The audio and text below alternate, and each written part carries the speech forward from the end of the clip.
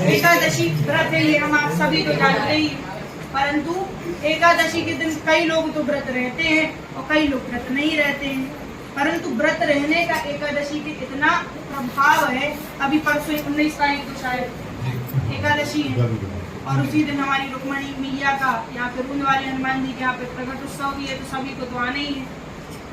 तो देखो एकादशी का महत्व ये है कि हम आप सभी भले पूरे वर्ष में कितने व्रत आते हैं, अनेक अनेक व्रत आते हैं और कई माताएं अनेक अनेक व्रत करती भी हैं।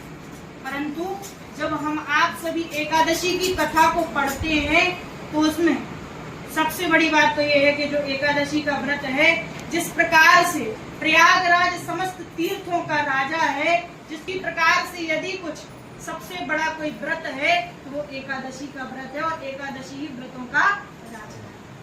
तो देखो, अगर जीवन काल में कोई व्रत कर पाओ या ना कर पाओ, साल भर कोई व्रत कर पाओ या ना कर पाओ, नवरात्रि में 9 दिन व्रत रह पाओ या ना रह पाओ, परंतु हम आपको ये प्रयत्न करना चाहिए कि देखो, वैसे तो हर 15 दिन में पाक बदलते हैं। शुक्ल पक्ष आता है, कृष्ण पक्ष आता है और 2 पाकों में आज कथा में भी बताया 2 एकादशी होती है। तो देखो, हम सभी महीने में 2 दिन तो व्रत रख ही सकते हैं भगवान के लिए। और हम आप इतने मतलबी, इतने लालची हैं कि वो व्रत भी भगवान के लिए नहीं, उस व्रत को अगर हम आप धारण करते हैं तो हम आपको स्वतः ही मोक्ष की प्राप्ति।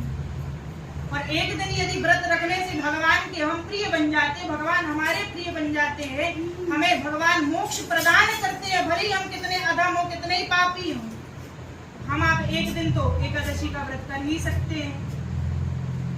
और हम आपकी सबसे बड़ी बात यह है कि व्रत रहते उस दिन सबसे ज्यादा खाते हैं। अच्छा, किसी के यहाँ पे जाओ तो पूछो कि भैया खाना खा लो, भोजन कर लो, क्या नहीं आज तो एकादशी, और जैसे व्रत करने, जैसे फलाहार करने बैठे तो अपन देखो तो फिर 56 व्यंजन तैयार है। ऐसी एकादशी व्रत नहीं करना है, दिन भर लगे हैं कहो किलो खान तो लड्डू खा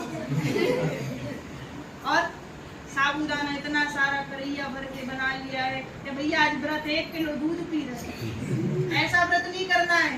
ये व्रत के लिए भी कुछ नियम है कि हम आप सभी को यदि फलाहार, यदि सामर्थ्य है तो केवल दिन भर केवल जल को ग्रहण करके व्रत रहो।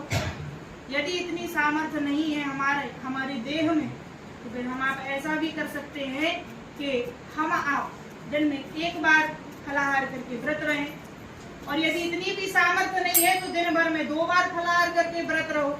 परंतु भैया कैसे भी व्रत रहो और मोक्ष को प्राप्त कर लो, बस इतना ही सार है। और युधिष्ठिर जी से स्वयं भगवान श्री कृष्ण एकादशी की, अगर हम आप सभी व्रत तो रहते हैं, कई लोग रहते हैं, परंतु कथा कौन कौन पढ़ता है? तो बाकी जो नहीं पढ़ते हैं तो कथा को पढ़ो। यदि कथा को पढ़ते रहोगे तो उसका महत्व पता रहेगा कि कथा में पढ़ने से होता क्या है, इस व्रत को करने से। एकादशी के दिन भोजन नहीं किया जाता है, उस दिन अन्न वर्जित है। हम आप सभी सनातनी हैं, हम आप सभी हिंदू हैं। अगर हम आप सभी ने ये परंपराओं को त्याग दिया, एकादशी के व्रत को त्याग दिया, हम आप सभी ने कंठी पहनना त्याग दिया, हम आप सभी ने तिलक लगाना त्याग दिया, हम आप सभी ने भगवान के नाम को त्याग दिया, तो इस धराधाम पर कुछ नहीं बचा। इसलिए कथाओं को सुनते रहो, कथाओं में आते रहो, और जो हमारे धर्म में लिखा हुआ है कि किस दिन व्रत करना है, किस दिन भगवान का पूजन करना है, अर्चना करनी है, वंदना करनी है, तो वो सब कुछ अपने धर्म के, अपने ग्रंथों के अनुसार सुन करके